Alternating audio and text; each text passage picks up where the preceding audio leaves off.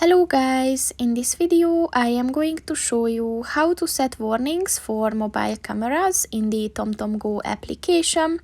But first I just want to mention, don't forget to subscribe to my channel, because at 10,000 subscribers I am going to show you my whole YouTube revenue statistics and growth strategy, as well as how to make money online.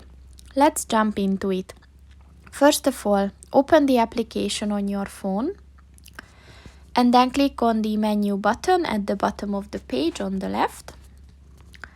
And then scroll down and click on the settings button. And then click on the sounds and warnings button. And here, once you enabled the speed camera warnings section, just click on that. And then click on the mobile cameras button. And here you can set when you want warnings for this function, so just click on the one that you want to set, and that's pretty much it for this video, guys. See you in the next one. Goodbye.